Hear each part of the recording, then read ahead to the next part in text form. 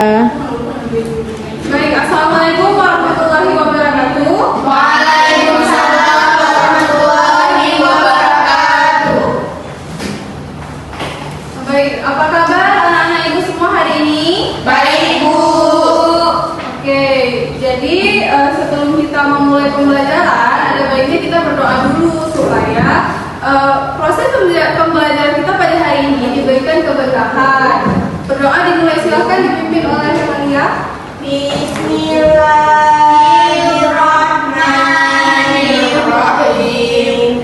Rabbi shrah li sadri wa yassir li amri wahlul 'uqdatam min lisani yafqahu qawli. Amin. Sebelumnya itu dicek. Oke, baik. Selanjutnya ini cek kehadiran ya. Apakah hari ini hadir semua? Hadir, Bu. Oke, nah minggu lalu kita sudah belajar tentang ekosistem. Ada yang masih ingat apa itu ekosistem? Ingat, Bu, hubungan timbal balik antara makhluk hidup dengan lingkungannya. Ya, benar ya yang sudah disebutkan oleh Maria tadi. Nah, selanjutnya hari ini kita akan mempelajari materi yang berhubungan dekat dengan kita, yaitu tentang perubahan dan kelestarian lingkungan.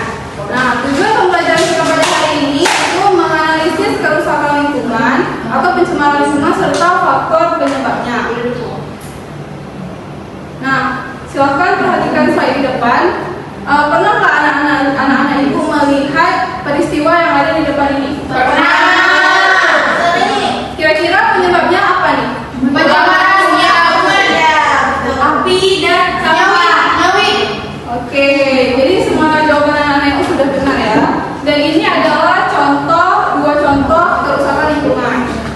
Tuh, nah sebelum kita belajar lebih lanjut, kita harus tahu dulu apa pengertian lingkungan hidup. Nah, jadi menurut Undang-Undang Nomor 23 Tahun 1997, lingkungan hidup itu adalah kesatuan ruang dengan semua benda, daya, keadaan dan makhluk hidup yang mempengaruhi kelangsungan hidup seluruh makhluk hidup. Gitu. Nah, lingkungan hidup ini itu dapat tercemar tadi kan, itu dapat terjadi akibat ulah kita sebagai manusia.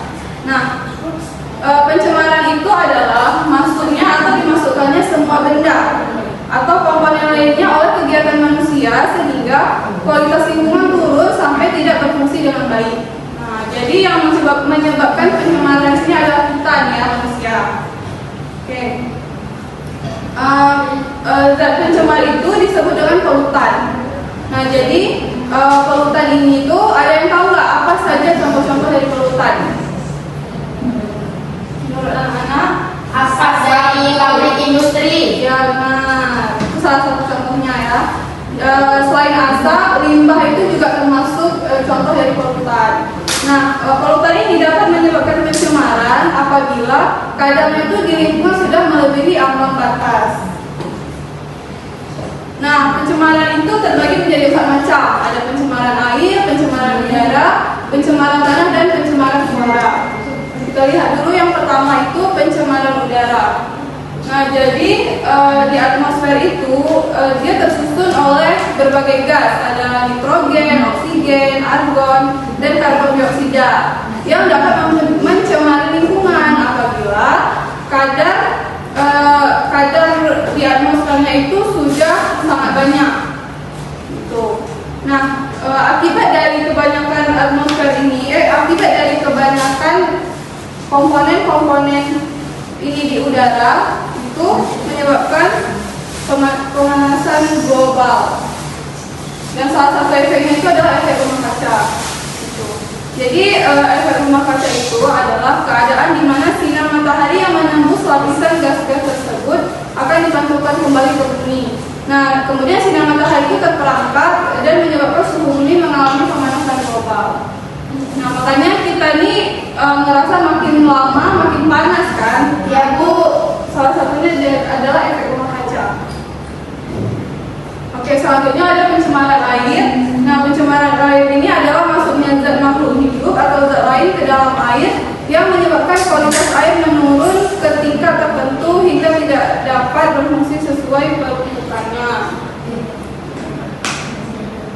Nah, sumber pencemaran air itu ada dua, ada yang langsung, itu berupa buangan yang langsung dibuang ke dalam air, contohnya seperti air sungai, saluran air, selokan, dan danau. Kemudian juga ada yang tidak langsung, yaitu kontaminan yang melalui air tanah akibat pencemaran air permukaan oleh limbah industri atau domestik. Contohnya seperti deterjen, tinja, tembaga, pestisida, dan merkuri tambang. Nah, sumber limbah itu ada 4, ada limbah domestik, limbah pertanian, limbah industri, dan limbah tambang. Oke, selanjutnya pencemaran tanah itu adalah keadaan di mana bahan kimia buatan manusia masuk dan mengubah lingkungan tanah alami. Nah, sumber pencemaran tanah ini juga ada dua, ada yang terjadi secara langsung bila pencemaran tanah, kemudian ada yang tidak langsung bila melalui perantara udara. Contohnya itu seperti limbah domestik dan industri yang dibuang ke sistem perairan. Oke, kemudian selanjutnya ada pencemaran udara. Nah, pencemaran udara adalah suara yang tidak diinginkan mengganggu dan merusak pendengaran manusia. Nah, kebisingan yang termasuk dalam pencemaran udara itu adalah suara dengan frekuensi di atas 800 dB. Nah, ini adalah beberapa jenis pencemaran udara ya. Langsung saja, yang pertama itu adalah kebisingan impulsif. Nah, yaitu kebisingan yang terjadi dalam waktu yang singkat dan biasanya mengejutkan. Ada yang tahu apa contohnya? Kebakaran, Bu? Benar. Ya, benar. Suara ledakan mercon, kemudian suara petir, ya. Kemudian ada kebisingan impulsif kontinu, yaitu kebisingan impulsif yang terjadi terus menerus, tetapi hanya sepotong-sepotong. Contohnya itu seperti suara palu yang dipukul terus menerus. Nah, selanjutnya ada kebisingan semi kontinu, yaitu kebisingan kontinu yang hanya sekejap dan kemudian muncul lagi. Contohnya itu seperti suara lalu lalang kendaraan bermotor.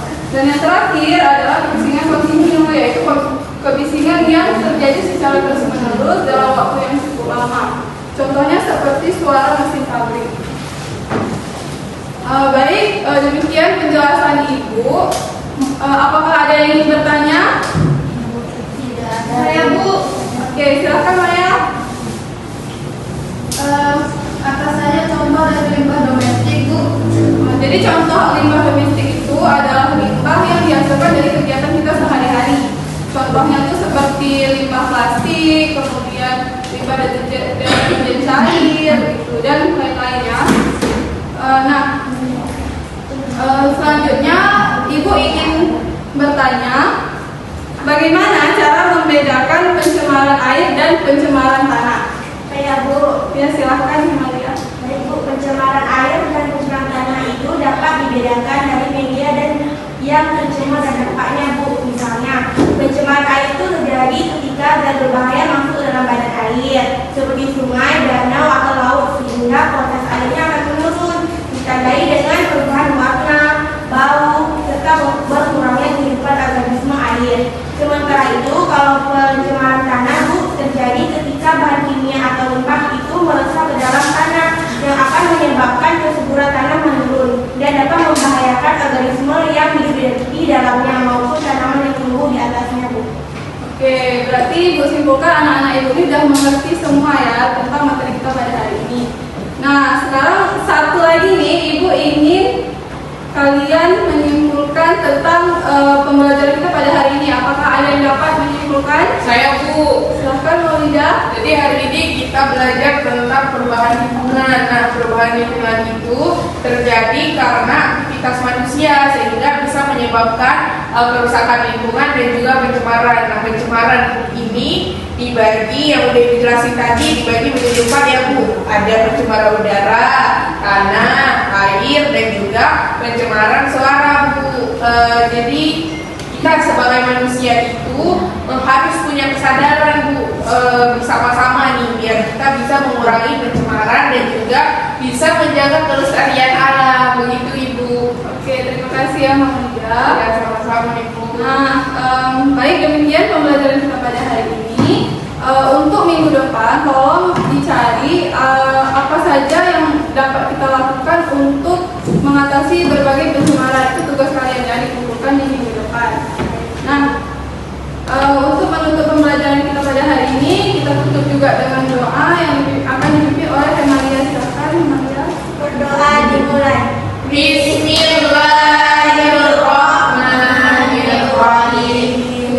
Subhanallahumma wa bihamdika asyhadu an la ilaha illa anta astaghfiruka wa atubu ilaik. Amin.